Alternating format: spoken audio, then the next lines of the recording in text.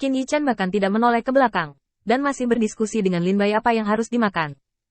Yang berlemak dan yang encer seperti apa, bumbu apa yang perlu digunakan dan sebagainya. Lin Bai berkata lebih dan lebih keras, menatap paha Thunder Beast King dengan linglung.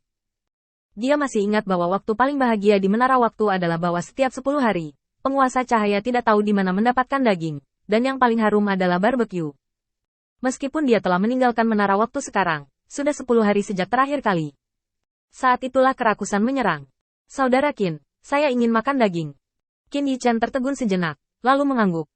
Juga, meskipun Anda sedang berpuasa, beberapa kebiasaan tidak dapat diubah dalam 1 atau 2 hari. Melihat keduanya membuka mulut mereka, Raja Binatang Guntur sangat bersemangat sehingga dia membanting kepalanya ke tanah. Terima kasih, Tuan Cahaya. Di mana Lord of Light ingin makan, aku akan segera mencucinya. Potong. Thunder Beast King serius. Dia tidak bercanda dengan siapapun, dan dia bahkan tidak bermaksud mempermalukan dirinya sendiri. Biarkan saja binatang guntur itu menaiki kereta kuil penguasa cahaya dan menunggu munculnya kuil penguasa cahaya. Mereka hanya perlu menjadi putih dan gemuk, dan itu cukup untuk mengorbankan 1 atau 2 klan dari waktu ke waktu. Bagusnya. Bukankah itu lebih baik daripada berkelahi di luar? Adapun hidup dan matinya sendiri, Thunder Beast King tidak terlalu memikirkannya. Bagaimanapun, itu hanya tubuh fisik. Jika Anda dapat menggunakan hidup Anda untuk mengubah nasib binatang guntur yang terperangkap di dunia ini, itu sangat berharga. Lihat aku. Bagaimana dengan potongan daging ini? Lord Guangzhou adalah yang paling puas dengan potongan daging ini sebelumnya.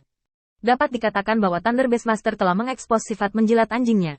Lin Bai memutar matanya secara langsung. Kamu, lupakan saja, rasanya terlalu buruk sekarang.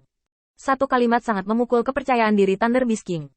Thunder Beast King menundukkan kepalanya dan melihat tubuhnya yang kokoh, yang hanya memiliki jumlah lemak yang tepat di beberapa tempat. Ini benar-benar nikmat jika dimasak. Bagaimana bisa sampai ke mulut Lin Bai bahwa rasanya terlalu buruk? Bagaimana kau mengatakan itu? Melihat Raja Binatang Guntur bertanya, Lin Bai membanting kepala Raja Binatang Guntur. Apakah kamu bodoh?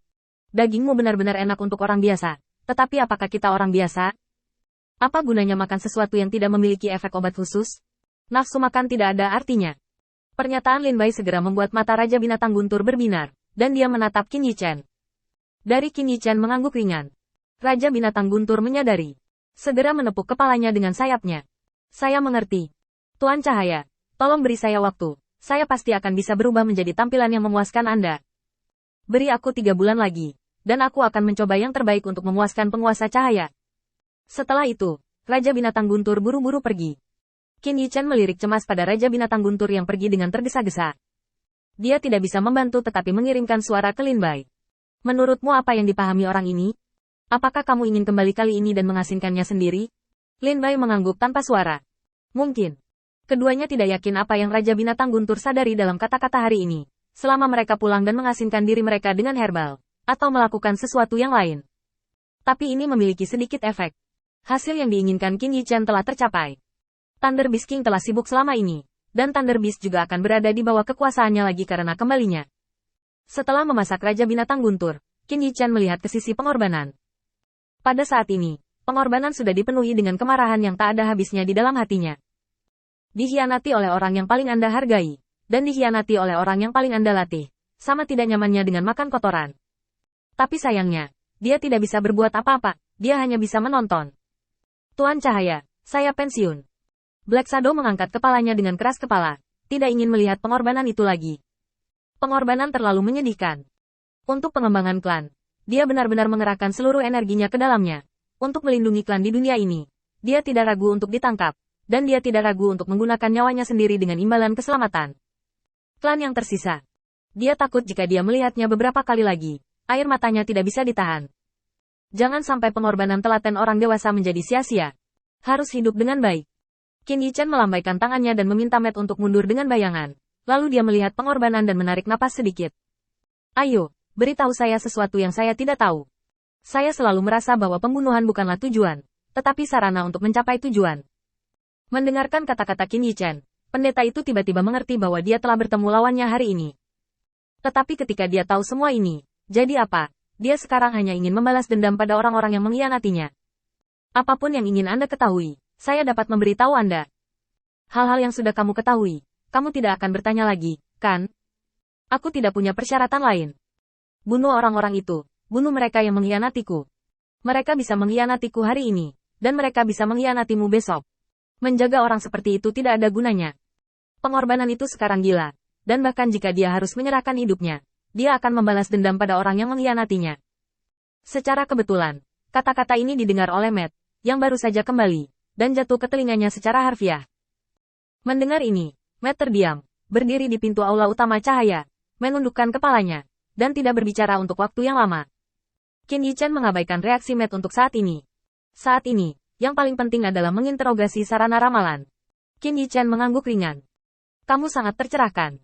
Aku hanya ingin tahu sekarang, dari mana kamu belajar metode ramalan yang kamu gunakan? Mendengar pertanyaan ini, pendeta itu juga sedikit terkejut. Dari pertanyaan yang tampaknya tidak penting ini, pendeta merasa bahwa Qin Yichen benar-benar mengetahui banyak informasinya, dan sekarang satu-satunya hal yang bisa dia dapatkan adalah hal-hal sepele ini. Mengangguk tak berdaya, pendeta mengatakan ini. Oke, aku akan memberitahumu. Meramal adalah metode pengurangan gosip. Metode ini diturunkan dari nenek moyang saya. Ketika saya masih sangat muda, saya mendengar dari ayah saya bahwa metode ini berasal dari setan dari luar langit. Di nenek moyang saya, seseorang menggunakan metode ini untuk astrologi dan menghitung bulan. Karena metode ramalan ini, garis kita hampir membawa bencana. Orang itu bernama Zeus. Ketika Qin Yichen mendengar kata-kata Zeus, sebuah cerita lengkap sudah muncul di benaknya. Zeus belajar tentang ramalan dari suatu tempat, dan kemudian memasuki bidang bintang untuk dijelajahi. Zeus, yang telah menguasai aturan dunia, tidak cocok untuk metode ramalan pengadilan 3000 dao. Jadi dia tidak bisa mempelajarinya. Tetapi biarkan seseorang di bawah komandonya menguasainya untuk menyimpulkan informasinya sendiri. Jika tidak, jika kekuatan menakutkan Zeus dan pemahaman tentang aturan dunia digunakan, jika tidak ada pertahanan, apalagi keberadaannya, bahkan warna pakaian dalamnya harus disimpulkan,